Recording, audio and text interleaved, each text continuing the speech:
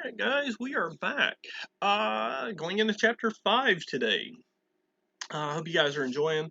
If this is your first time watching this, my name's CL Creech. I'm the author, um, publisher, and creator of a book called One Last Quest, available now on Amazon or wherever books are sold. Link down below. I'm reading One Last Quest for you guys. If you haven't checked out the previous videos, do so. You definitely want to get caught up before you watch this one. I'll tell you not to watch my video. I want you to watch my video, but anyway, you know what I mean. Watch the other ones first. We're on chapter 5 today. Not totally sure what voices I was using for everybody, so if I mess the voices up, I am so sorry.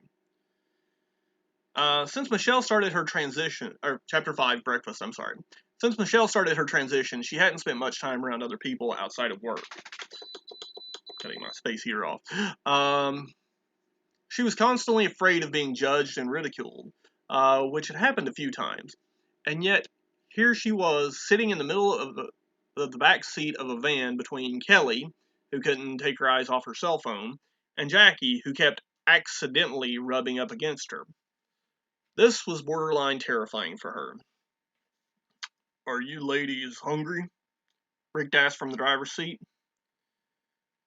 "I'd love some coffee, Danny," Michelle said, jokingly referencing to her saying she wanted coffee before they hit the road. "Well, if someone didn't take so long in the shower," Danny replied with a smirk. Danny and Michelle both shared a slight laugh. "I could go for a big hot sausage," Jackie added with a smile. "Jackie," Rick exclaimed. "What? I'm okay with tacos too," Jackie replied with a slight laugh. Rick looked in the rearview mirror to see Michelle slowly facepalming. Jackie was always a natural flirt, and she was never shy about it either. At this point, Michelle didn't know whether to be horrified or flattered. Maybe a bit of both. "Kelly, what about you?" Danny asked from the passenger seat. "Oh, I'd love to stop for a knife so I could slit your throat," Kelly said with an angry tone while not taking her eyes off her phone. "Okay, so Kelly's eating oatmeal," Rick said to himself, while making a mental note not to let her anywhere near sharp objects. They'd been in such a hurry that nobody had time to eat before they left. Rick was okay with this. He thought a group breakfast would be the perfect team-building experience to start their trip. Rick was the oldest member of the group and the only one with kids, so he felt it was his duty to step up and try to be a leader. In the game, he was the wise old wizard, so everyone expected him to be the one to make the tough decisions. He remembered one particular session several years ago where the group had to get past a guard on a horse to get into an elvish forest. Danny wanted to bribe him, but Rick knew the elves were very difficult to bribe. Kelly wanted to turn into a bear and distract them. That could have worked, but with one bad roll, it would have left Kelly vulnerable to fight them while the rest of the group snuck in. Jackie wanted to attack head on. Of course, that would have alerted the rest of the fortress. Rick figured out that he should cast a sleep spell on both the guard and the horse, which caused them both to doze off and allowed the group to walk right past them. Rick always looked back at those memories fondly. Michelle always came up with creative ways to try to fool the group, and 9 out of 10 times it was Rick who figured out the answer. Rick always felt his early experience taking care of his fellow adventurers was what made him a better dad. Trying to hold back an aggressive orc was almost as difficult as calming down a teenage daughter. Almost. It wasn't long before they pulled into a local diner called The Barn. It was a trailer sitting near a large farmhouse. It had a very country feel. There were even crops and cattle in the surrounding fields. Even the parking lot was all gravel. While Michelle thought it was lovely, it did make her a bit uneasy. Of all the people in the South, after all people in the South weren't known to be friendly to transgender community. To the transgender community, and this place was as southern as they come. "Can't we go through a drive-through somewhere? Not really comfortable eating in," Michelle said to Rick. "This is the best farm-to-table place around. You have nothing to worry about. Besides, you've got the best group of adventurers this side of the Dark Realm to protect you," Rick replied with a fatherly tone in his voice. Jackie put her arm around Michelle, saying, "Don't worry, baby. I'll take care of you." Thanks. Maybe I should take my chances with the rednecks, Michelle responded awkwardly. As soon as the group pulled in the parking lot, Rick jumped out and ran around to open the van doors for the ladies. This was Rick's way of being a gentleman, while at the same time making sure he stayed between Kelly and Danny. He didn't think Danny would heal himself from a stab wound, or could heal himself from a stab wound. As they walked into the restaurant, they all took note of the quaint decor and decorations. Michelle loved the wagon wheel on the wall, and Danny stared a bit too long at the handmade pipes they had for sale on the counter. It had a very comfortable farmhouse feel.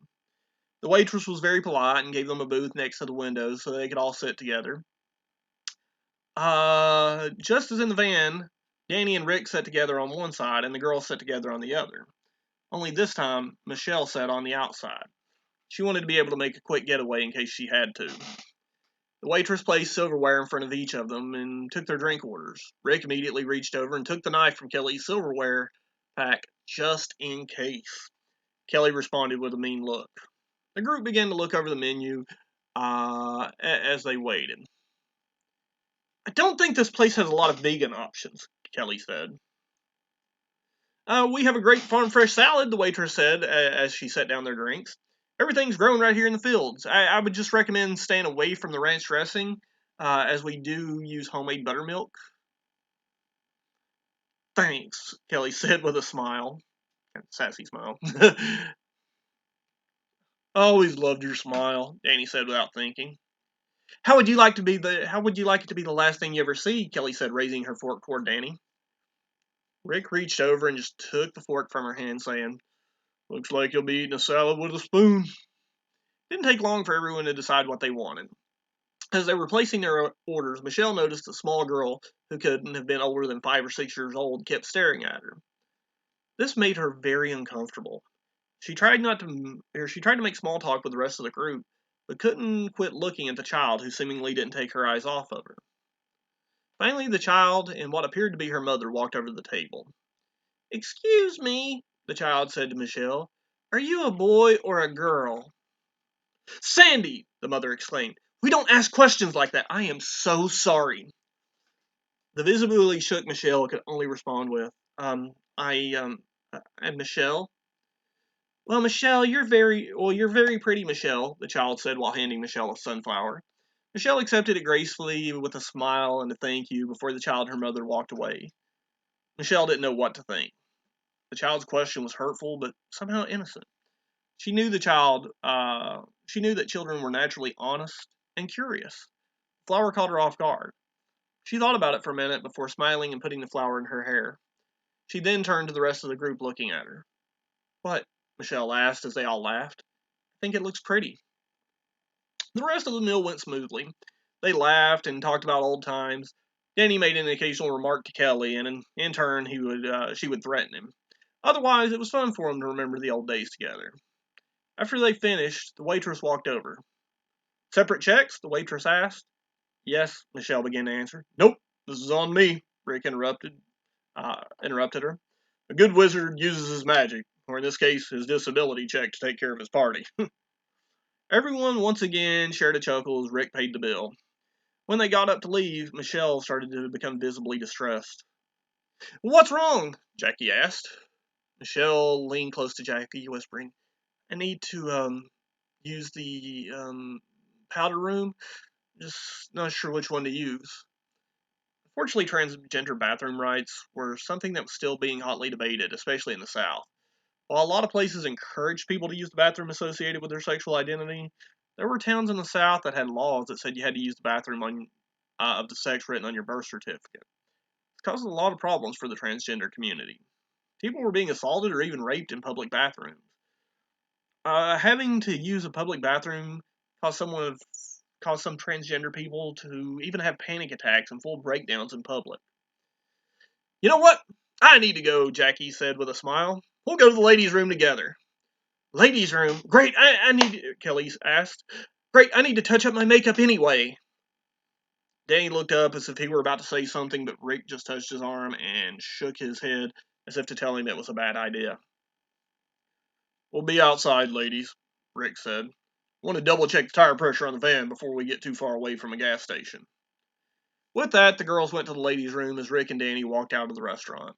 As they walked in, one older lady was at the sink washing her hands. The lady looked at the three, giving Michelle a particularly rude look. Got a problem? Jackie asked the lady. It was obvious to everyone that the lady noticed Michelle's masculine features and was uncomfortable. Well, I don't think, the lady began to say. Jackie quickly pulled her police badge out of her pocket, clipped it to her belt, said, You don't think what? The lady quickly dried her hands and ran out of the bathroom, causing Kelly to laugh and Michelle to look on in wonder. Thank you, Michelle said quietly. Jackie's simple actions meant a lot to Michelle. Michelle had no idea how she would have handled the situation if Jackie wasn't there. She probably would have just turned and walked out. Having Jackie around helped Michelle feel safe. Jackie just smiled before smacking Michelle on the butt as she walked toward a stall. Need any help? Jackie said with a grin. I'm good, Michelle said. After the ladies finished up, they walked outside to see Rick on one knee next to the back right tire, and Danny sitting in the van with a visible cloud of smoke around him. Jackie walked up to and knocked on Danny's window. Danny saw Jackie, and it took a moment for him to realize that she was there. She then pointed to the badge, which was still on her belt. He quickly rolled down the window. It's, would you believe tobacco? Danny asked. Jackie fought the urge to pull him out of the van and throw him on the ground. Instead, just saying, roll down the windows and turn the air conditioner on. I expect this van to be aired out completely in less than 2 minutes. Yes, ma'am. I mean, Jackie, Danny said with a noticeable high-pitched tone to his voice as he began doing what she said. Everything okay? Michelle asked Rick. Yeah, this tire is just a PSI and a half pound, just a pound and a half lower than the others. It should be fine, but I know a trick or two to bring it up if it gets any lower. After Danny quickly aired out the van, everyone got back in. Their quest had just begun, but it already felt like they were leveling up. Alright guys, that was chapter 5. I hope you enjoyed. A lot of these chapters are going to be short. Tune in tomorrow, and we're going to get into chapter 6 on the road again. If you can't wait until tomorrow, that's fine. Buy the book.